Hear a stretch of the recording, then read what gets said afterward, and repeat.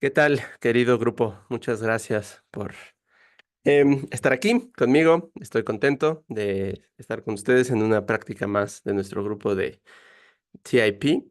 El día de hoy mi tema es migración china en México y pues vamos a empezar, ¿vale? La migración china y en general las relaciones México-China siempre empezamos en el siglo XVI.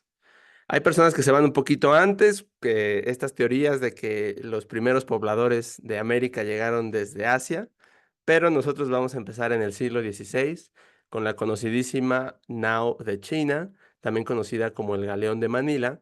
Aquí tenemos una representación de un artista que pues no era una, ¿verdad? Eran varias, eran muchas. Era un nombre genérico para estos navíos que iban de costa a costa, salían de Filipinas y llegaban a las costas mexicanas, en específico a la ciudad de Acapulco, al puerto de Acapulco. ¿Y qué traían? Pues traían distintos productos chinos, porcelana, tejidos de seda, distintos tipos de artesanías, especias. Las dejaban en Acapulco y se llevaban cacao, chile, algunos productos regionales, pero sobre todo la plata con las que se les pagaban estos productos, plata mexicana, que era muy importante porque la plata mexicana fue la base del sistema monetario de la dinastía Ming tardía y de la dinastía Qing en general. Buena parte de las transacciones que se hacían en China durante los siglos XVII, XVIII, XIX se utilizaba plata mexicana. Bien, nos vamos entonces, cuando queramos hablar de procesos migratorios, nos tenemos que adelantar al siglo XIX. Porque en el siglo XIX ya es cuando podemos empezar a hablar de grupos grandes de personas de China que se mudaron a vivir a México y en general al continente americano. Y aquí un término clave eran los famosos culís, que tienen mil y un maneras de deletrearse. El nombre es un poco controvertido el origen de esta palabra. No se sabe a ciencia cierta de qué idioma viene o de qué palabra viene, pero este era el nombre genérico que se le daba a los trabajadores sobre todo de China y también de la India y de algunas otras partes de Asia, que viajaban a otros países o a otros continentes a brindar su mano de obra para proyectos que requerían labor física muy demandante. Me dicen por ahí, bueno, la Wikipedia dice que este término es ofensivo en algunas regiones y en algunos idiomas, entonces no lo repitan, nada más lo estamos abordando para fines históricos y educativos. Aquí tenemos una representación de un artista de dos culís y pongo una foto del ferrocarril porque para el tema de México, este fue uno de los grandes proyectos que requirió mucha mano de obra china.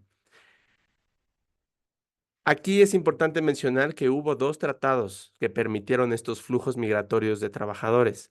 El primero de Estados Unidos, el famoso Tratado de Burlingame, firmado en el 68, 1868, entre Estados Unidos y China, que permitía esta mano de obra. ¿Por qué? Porque las empresas norteamericanas, estadounidenses, requerían esta mano de obra barata, que era sumamente explotada, trabajaban en condiciones muy peligrosas, muy insalubres, muchas personas morían en sus labores.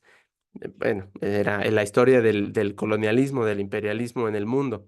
Y ellos empezaron a crear muchos proyectos de infraestructura en Estados Unidos y también en México, porque en México, recuerden que en siglo XIX, segunda mitad, es cuando apenas la nación ya se empieza a industrializar.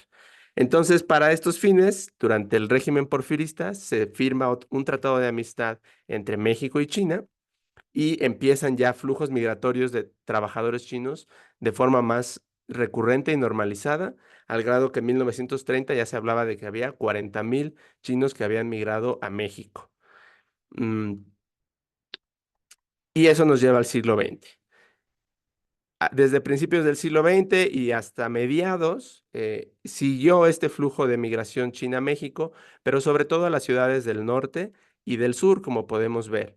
Sí, al inicio era mucha mano de obra, pero luego esos trabajadores, los que sobrevivieron, Algunos se convirtieron en comerciantes, abrieron sus propios negocios y otros migraron para dar servicio a esos primeros migrantes, un fenómeno que vemos repetido en el siglo XXI, pero ahorita lo voy a abordar. Y entonces se crearon ciudades bastante prósperas, fundadas sobre todo por personas chinas.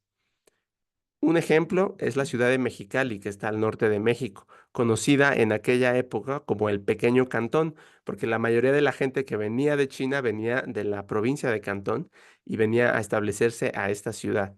Se dice que Mexicali hubo una época en la que a principios del siglo XX había muchos más chinos que mexicanos. De hecho, se habla que en 1920 había 100,000 chinos habitando y solamente 700 mexicanos vivían en la zona. Entonces, pues estas personas de China construyeron comercios, construyeron redes de apoyo, construyeron toda una vida urbana de chinos para chinos.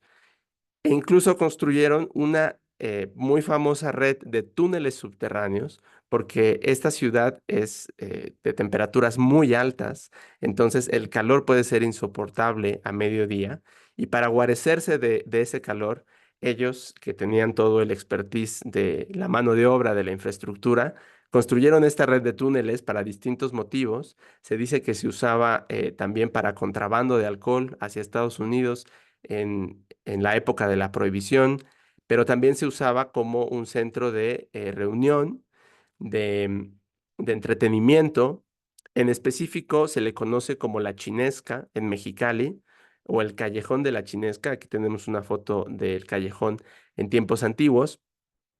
Y adentro de los negocios había pasadizos secretos, que la mayoría de estos negocios eran propiedad de chinos, eran frecuentados por chinos, y había toda una red de túneles subterráneos que, bueno, ahora ya fue abandonada durante décadas y ahora se reconstruyó o más bien se remodeló una pequeña parte y se puede visitar como una atracción turística.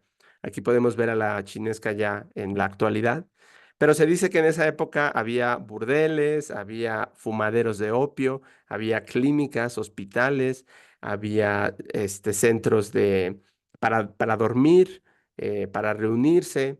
Había toda una vida debajo de esta ciudad de Mexicali. Y bien, no solamente Mexicali, hubo otras ciudades en las que hubo migración china importante. En el caso de la Ciudad de México, donde yo vivo, de donde yo soy originario, tenemos el barrio chino de Dolores, que se dice que es el barrio chino más pequeño del mundo, porque solamente son dos calles las que lo conforman. La calle se llama Dolores y solamente son 2 cuadras. Y aquí hay una foto del siglo pasado, así se ve ahora, ya rescatado, reconstruido. Em, Sigue siendo un barrio chino, pero la verdad es que actualmente ya no hay chinos. O sea, los chinos son los dueños de los negocios, pero uno camina por ahí y la mayoría de las personas que trabajan y que consumen en los negocios son mexicanos.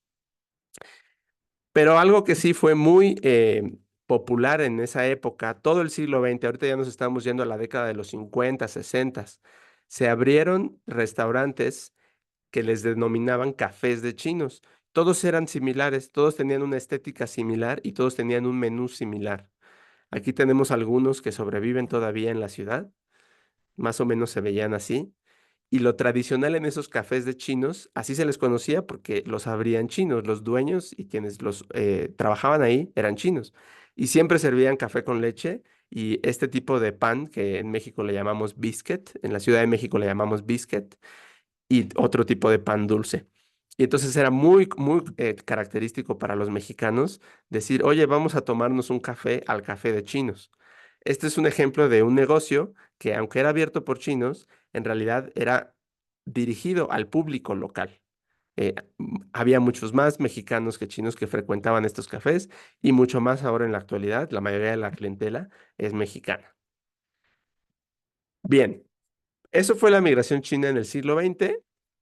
Se empezó con los cambios que hubo en China.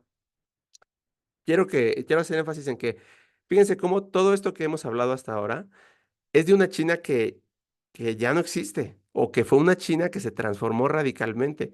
Todo este proceso que hemos descrito hasta ahora fue antes de la fundación de la República Popular China en 1949, que es la entidad política que tenemos ahora. en todos estos procesos migratorios y estos flujos, ni siquiera existía el mandarín como una lengua moderna. Muchos de estas personas hablaban cantonés o hablaban otras variantes o idiomas de sus regiones. Igual la cultura era completamente, venía del sistema feudal todavía y semicolonial. Recuerden que China seguía en el siglo de la humillación. Entonces, todo el progreso, todo el avance y toda la nueva cultura que se genera a partir de la fundación de la República Popular China y más recientemente, no migró a México, o por lo menos no migró en esa época. Pero, ¿qué está pasando en el siglo XXI? En el siglo XXI tenemos de nuevo olas migratorias desde hace unos años que están empezando a fluir hacia México. Y yo personalmente las divido en dos grupos. Por un lado tenemos expats de grandes empresas, grandes y medianas empresas chinas, que son personas que viven allá, que allá hicieron la universidad, que allá desarrollaron una carrera y ahora las mandan aquí por periodos de 2 a 3 años. Entonces es un perfil muy distinto a- al perfil del migrante chino históricamente que había venido aquí a México. Pero también tenemos un auge en la cantidad de personas que se dedican al comercio y a los pequeños negocios que migran a México para expandir sus mercados y también para brindar servicios y productos a esta nueva ola de chinos que están migrando como expats. Yo tengo una cuenta de Xiaohongshu, que es una red social china, que se le conoce como Red Note, en la que me salgo a entrevistar a chinos en la calle, en México. Y a través de estas entrevistas he podido conocer mucho de sus experiencias en México. Y es muy interesante que ahora hay toda una red, pero en línea, de apoyo mutuo. Y en Xiaohongshu uno puede encontrar posts de chinos viviendo en México, publicando en chino consejos sobre cómo vivir en México para otros chinos, lo cual a mí me parece muy interesante. Y bueno, también ha habido algunos fenómenos asociados al incremento de migración en la parte de las personas que se dedican al comercio, que están inundando los centros urbanos que existen en México y han generado cierto rechazo por parte de los comerciantes locales porque vienen con capitales muy abundantes y desplazan a distintos comercios al ofrecer pagar rentas al doble o al triple de los locales comerciales que los comerciantes locales están acostumbrados a pagar y pagan 2 o 3 años por anticipado. Pero también hay de todo. Hay quienes instituyen sus negocios de forma legal, de forma formal, y también hay quienes llegan y empiezan a operar en la informalidad, sin registrarse, sin pagar impuestos. Todo esto ha llevado a que ha habido últimamente muchas restricciones a la migración china en México y se han clausurado incluso algunas de estas grandes plazas que se ocupan como bodegas para los comerciantes venidos de China. Entonces es muy interesante ver estos contrastes entre estos dos mundos, uno que viene y opera en la informalidad y otro que viene de las grandes empresas ya constituidas y que trae muchísima inversión directa al país. Y ambos conviven juntos porque últimamente se han abierto muchísimos restaurantes chinos autóctonos, pero que le brindan servicio solamente a estos chinos de altos ingresos y entonces son muy caros y son difíciles de encontrar, o por lo menos no generan su publicidad dirigida a un público local, pero más que nada a un público chino. Seguimos en medio de este fenómeno migratorio y será muy interesante ver cómo evoluciona en el futuro. Yo seguiré reportando desde aquí de México los avances que vaya habiendo al respecto. Les agradezco mucho su tiempo.